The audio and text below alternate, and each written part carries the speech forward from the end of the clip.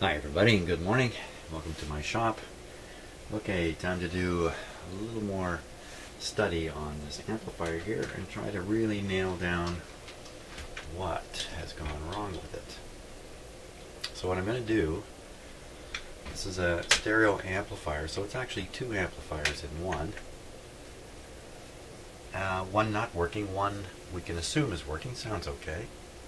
So what I can do is, since they're identical amplifiers, one here, is I can compare the voltages that I can pick off anyway easily around the area where I think the problem is, right around transistor number 4, and just compare, just go from one to the other. Now I'm going to do this with the scope here. Since there's DC and AC, there's DC voltages and AC signals to be considered, it can be a little bit tricky if you have a large DC voltage and a small AC voltage at the same time. A little hard to show on the scope, but I'm going to slug along with it. It's just sitting there quietly waiting. And I want to put the same signal into both channels. So I'm just going to jumper this. Let's just make sure you can get a look at it. So that's the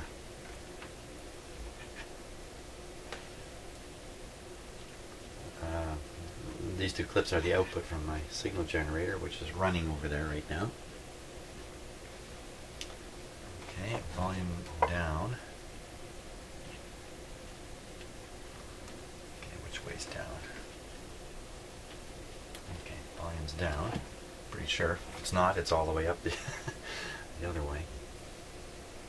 So I'm going to run this also on restricted power, just because things are getting a little hot here. I'm still not sure if the hot is a problem with the transformer here, or if that's just the way this thing runs. It just runs hot. Okay, I think we're all set here. So the areas, it's going to be around here and around here, because the amplifiers are actually flipped around. So they aren't exact images. They're kind of like mirror images. So if you watch me going back and forth when I get going, it may not look like I'm hooking up to the same stuff each time, but I am. Okay, I think we're ready to turn this guy on.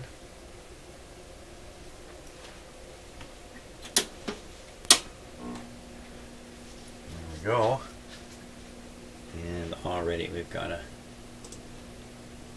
very pleasant looking result on the scope here.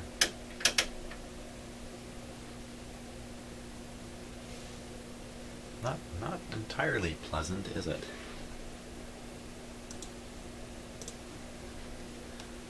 Okay.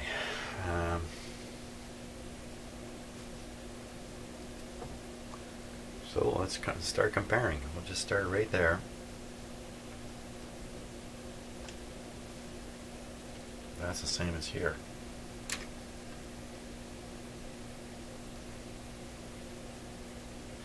So that's a distorted looking wave shape to me. I don't see any distinct hum in it. Let me just get a little more on the screen here.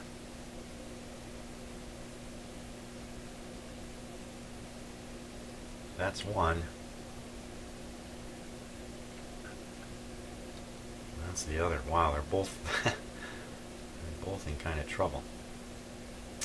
Now my scope is triggering on 60 cycles from the line. So the fact that that wave is standing still means it's a 60 cycle hum.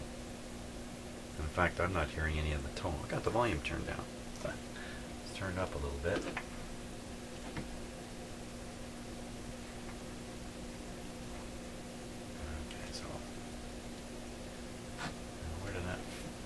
Wave shape change. Oh, I took the clip. I took the scope leads just hanging in the air here. A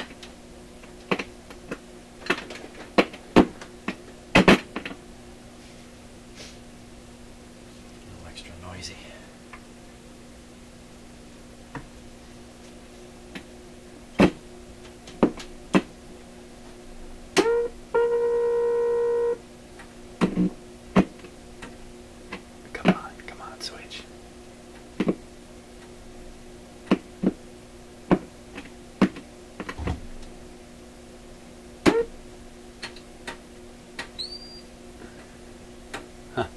really getting bad.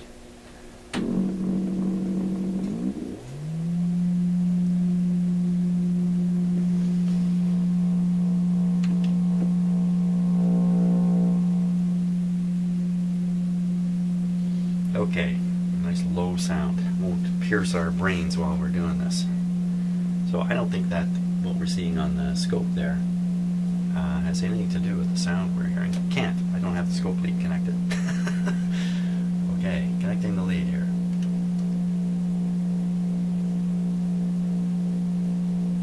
That's the bad. This is the good.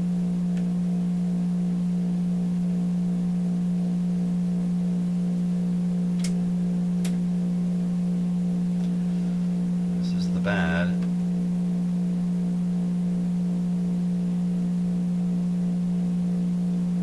And this is the good. This is the good with the ground snapped off here.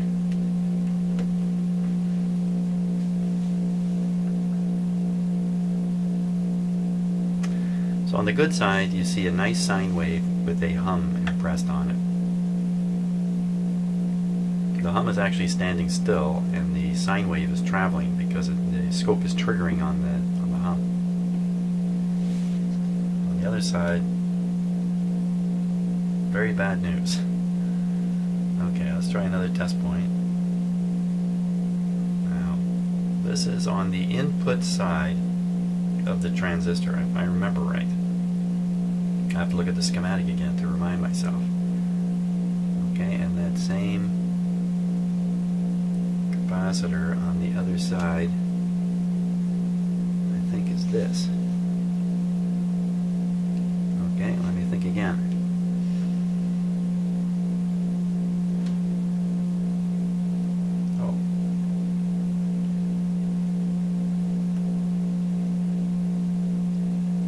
That.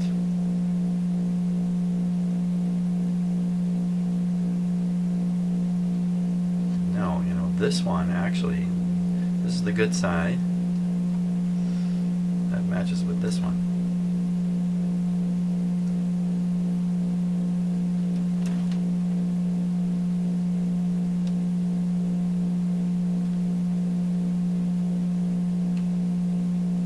That.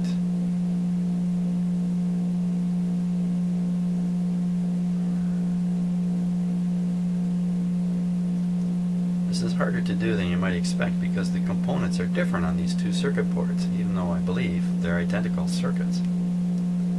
How about the top of this one? Just a big DC voltage. About the same there.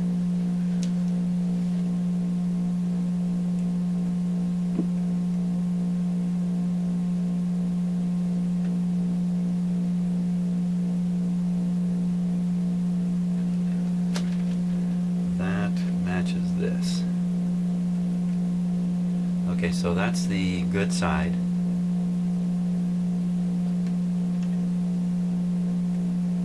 Wow, bad there. So I don't know where I am in the schematic, but R25. Can't get farther off the board here.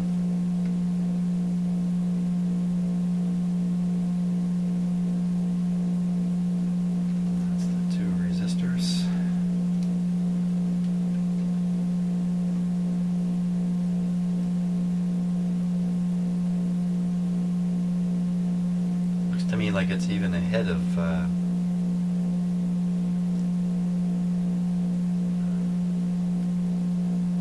you know, this the very end of this amplifier. The signals go into the amplifier here, here, and here, travel out, getting stronger as they go through the transistors. So you see, if we're near the output, we can get a nice signal like that.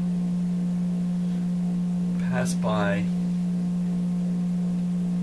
that transistor, and we get that.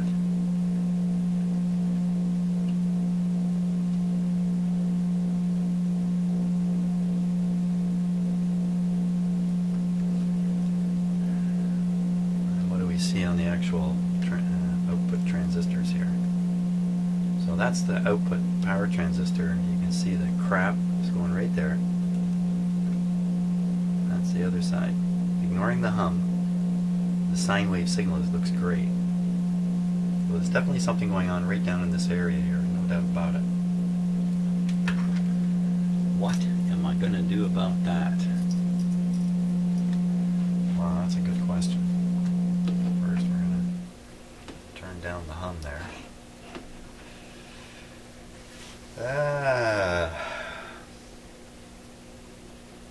Well, I think the next step then would be to really get to know the circuit arrangement.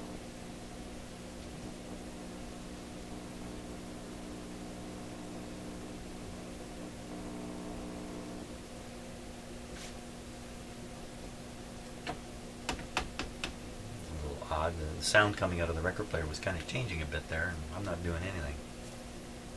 Always makes me curious when that happens. So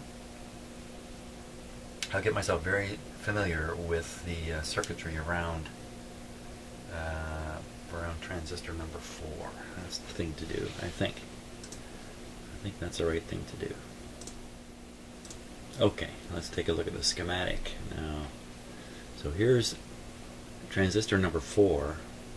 There's 2 more transistors beyond it, and then we're out to the power transistors here.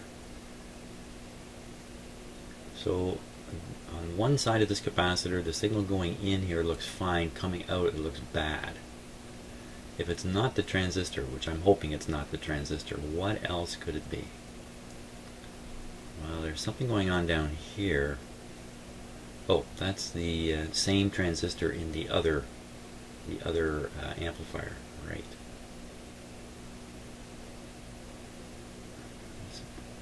Balance control here, I think.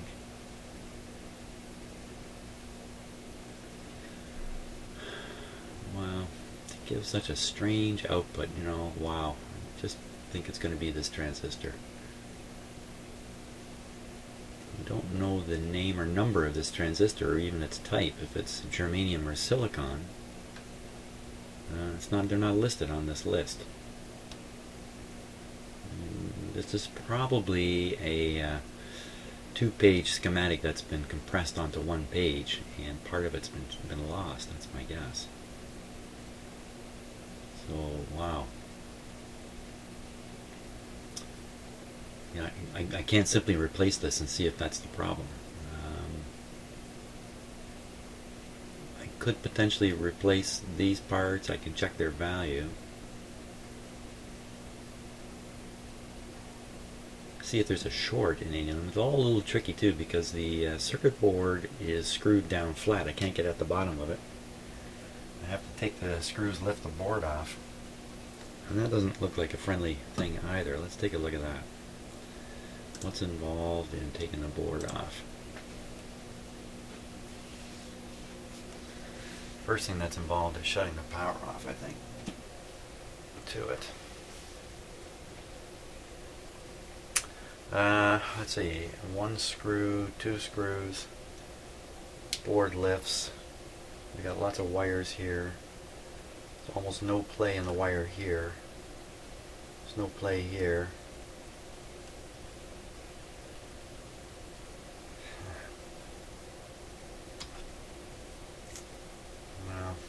Wow.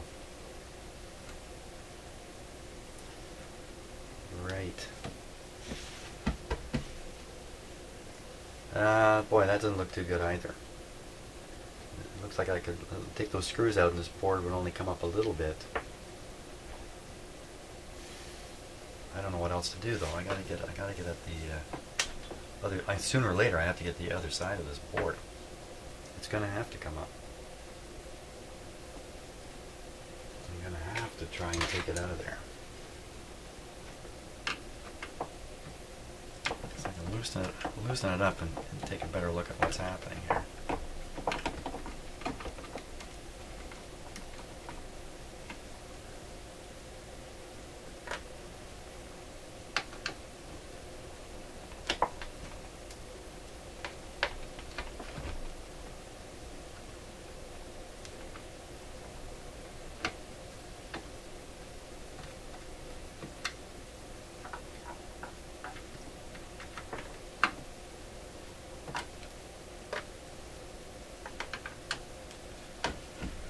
Another beautiful day again today. Day after day, we have nothing but sunshine. Sunshine, sunshine, more sunshine. A few clouds here and there. No rain. No rain for weeks now. Really pretty unusual. Really unusual.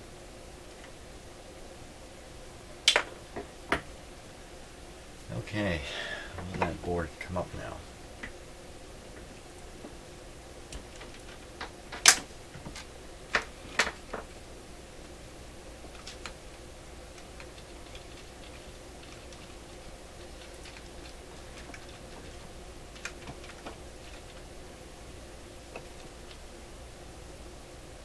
Some kind of like grease or something. Give a little more wire here.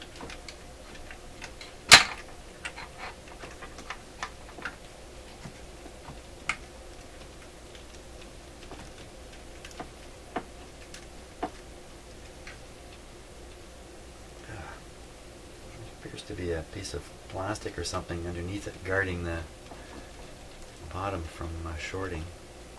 Got a little ground lead here that's coming loose.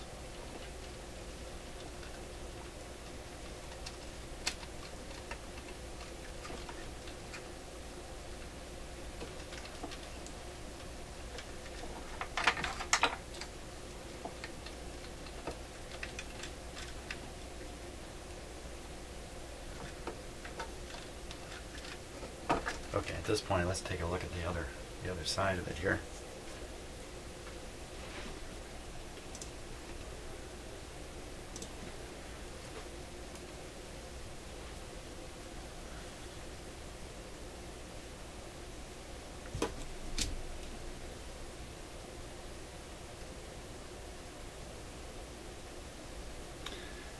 Hang on one sec.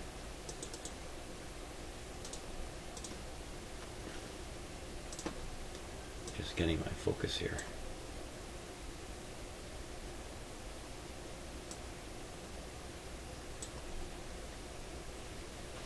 So here's that black piece.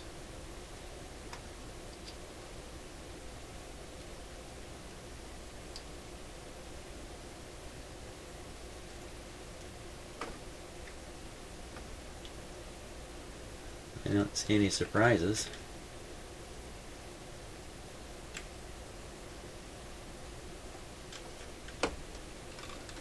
Okay, great.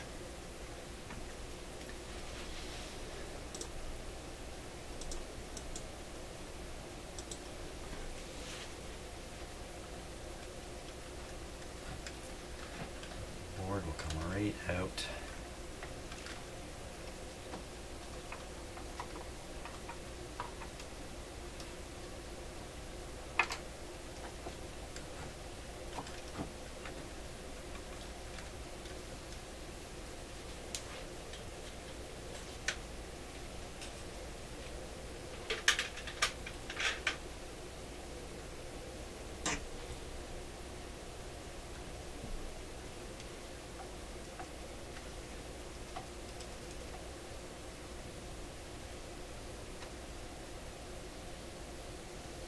See, the screw holes mark how this goes in. It's just a piece of plastic. There we are. So I have access now to the entire board underneath. I can still operate this without a problem. Oh, except the ground has come off it here. This ground, yikes. That's grounding. It could be grounding more than, so it maybe needs to be screwed to the chassis and screwed to this point at the same time.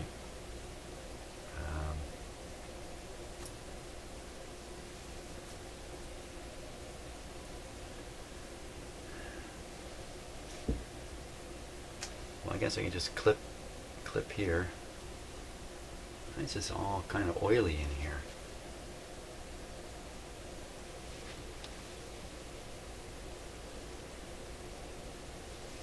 Where's that oil come from?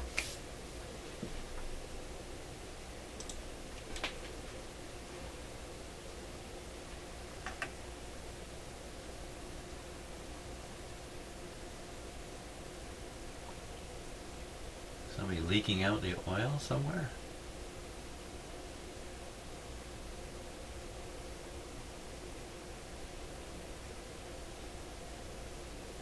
Well, this is the good end of the amplifier. The bad end is way down here. So maybe if there is oil leaking out of something, I don't know where that would come from. Really, what's got oil in it like that?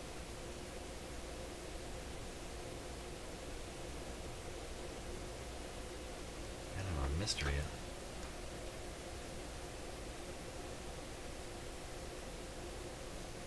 Number 149. Just taking a look, just in case there's something to be seen here. Oh, looks very good.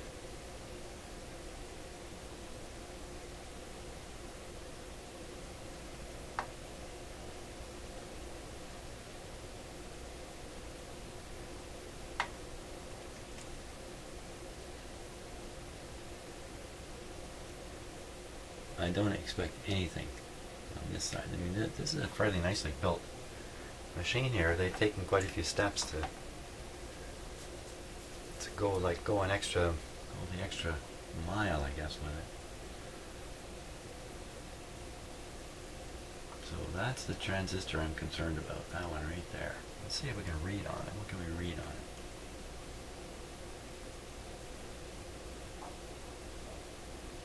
NK1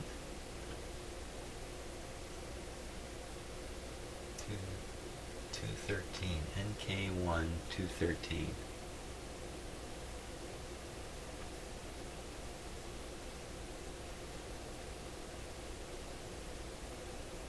Got a red dot there marking something. Probably marking the base. I don't really know though. NK1 213. Boy, now that could be, you know, a secret part number. I gotta go do a little research. NK1 213, eh? Okay, so educating myself on germanium diodes, or transistors rather, which I believe all these are, but I don't know for sure. They're in these metal cans, which is why I think they might be germanium. And what I'm going to try to do with the transistor in the circuit is test it with an ohm meter. It's a very simple test. Transistors are basically two diodes hooked together, kinda. That's not quite what they are, but they work a little bit like that. They can be tested like that. Now, I don't know base emitter collector on this thing. I don't know which is which at all. I've tried to figure that out from the circuit diagram, but it just kind of drove me nuts. So I'm just going to go ahead with my ohm meter here and check for what amounts to a short circuit in the transistor and its junction potential, which is different from, let's see what we got here. I think the junction potential of a germanium is 0.2, and you know, that looks like a silicon transistor. If I just get a lucky here, I happen to put the right lead on the right terminal. Okay, move over. There's another junction, so I think, you know, I have to think pretty hard about this, but that to me is telling me there are two good silicon junctions in this transistor. Let me switch the leads around. See what we get. Okay, so this is a back around again, just to double check. Yeah, really. And then I'll check between the emitter and collector, and we should see open. Oh.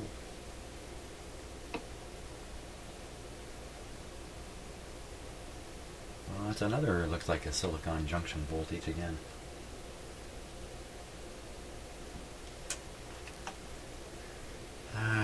Let's see, the numbers on here, I thought it was MK1, it's MKT, and that's the indication of a germanium transistor.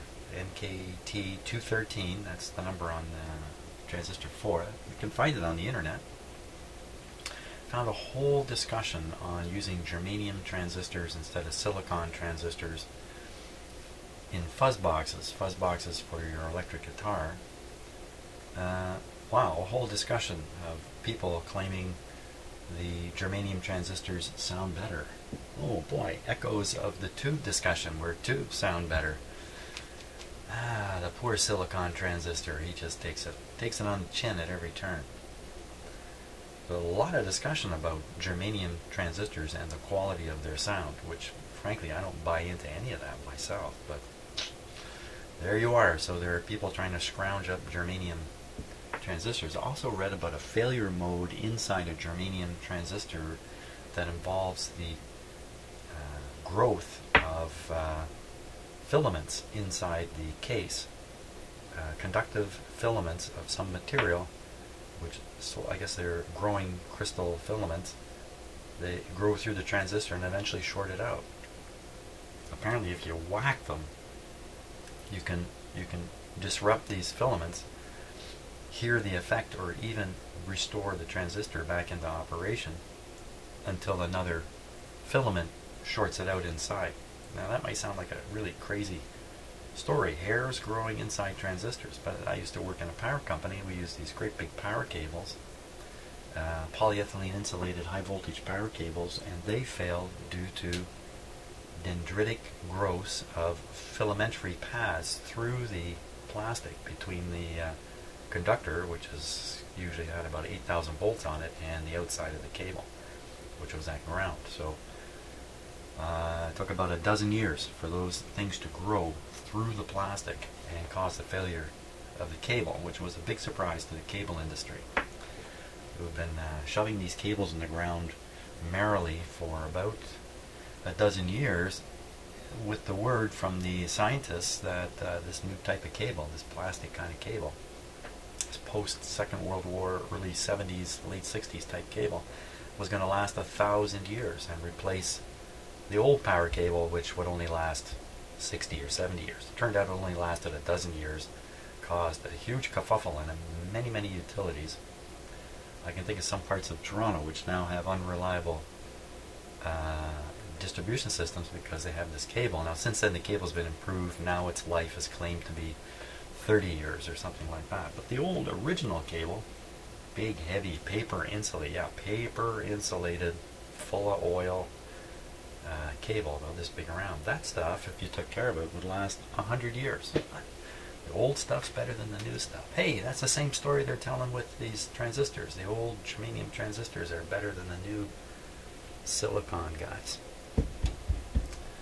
Well, what to do here? So my options are, since I think I've proven this transistor to be good, but I'm not absolutely sure, I can remove it from the circuit, just desolder it, pull it out, and test it out of circuit. Still don't know which one of these is the base, but I can probably figure it out.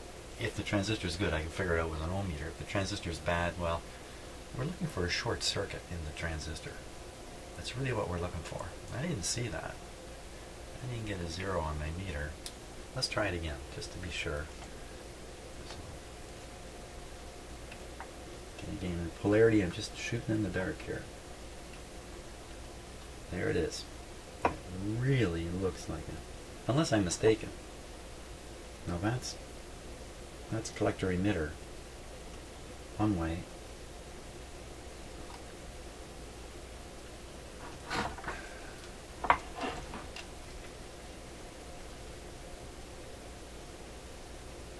Now I lost track of where I am on here.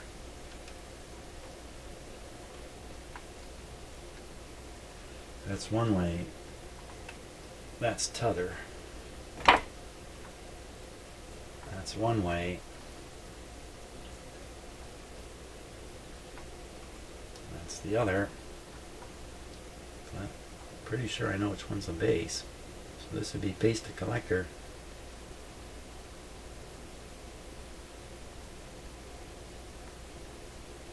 And if I reverse the polarity,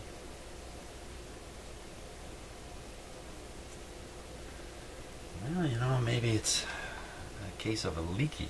Maybe it's leaky.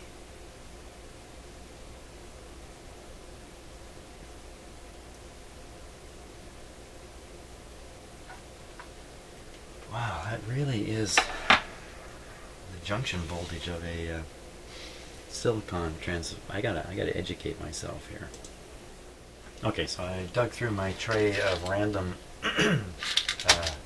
transistors and similar stuff. I picked out a brand new silicon transistor. We're just going to give it the quickie test here.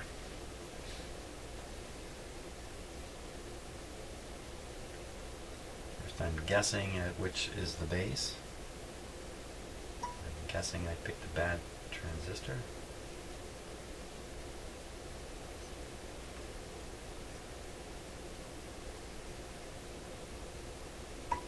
I saw you go there, come on.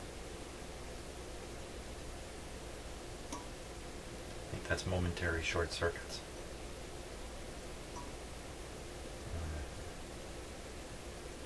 What happened?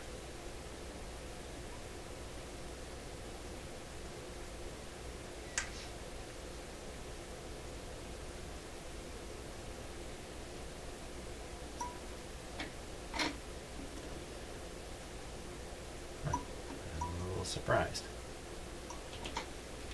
Okay, so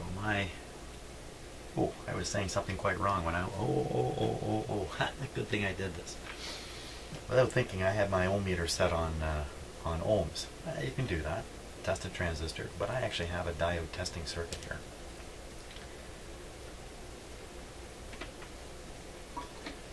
So when I was saying I was reading the junction voltage, I wasn't. Now I will read the junction voltage. So there you are, 734 millivolt junction voltage. And that's typical for silicon.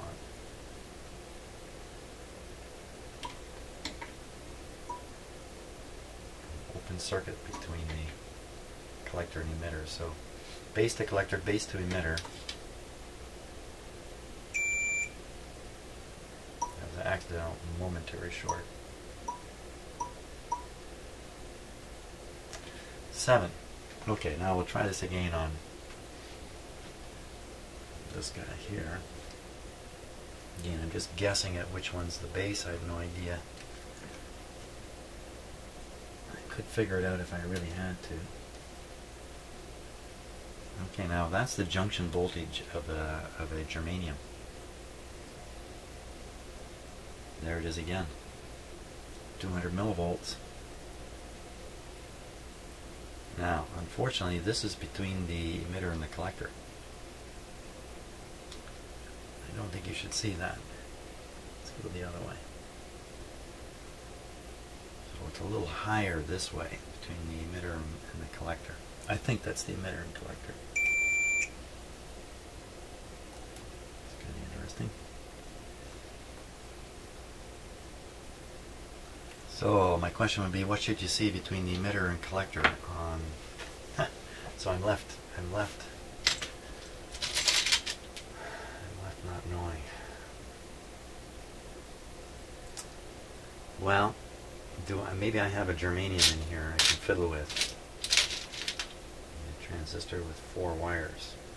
That's got too many.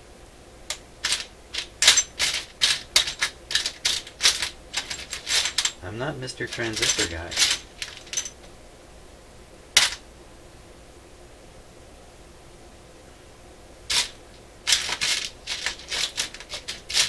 Too bad. I'm stumped. I am stumped here on what to do next. Gotta stop and think a bit about it. Okay, I was just at the University of the Internet, and supposedly on a resistance reading on the collector to emitter on a germanium transistor, you can expect to see some hundreds of ohms.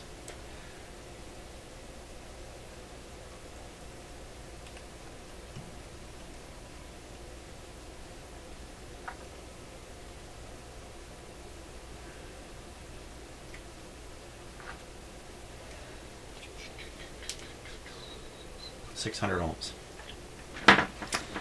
So those tests lead me to think the germanium germanium transistor is actually good.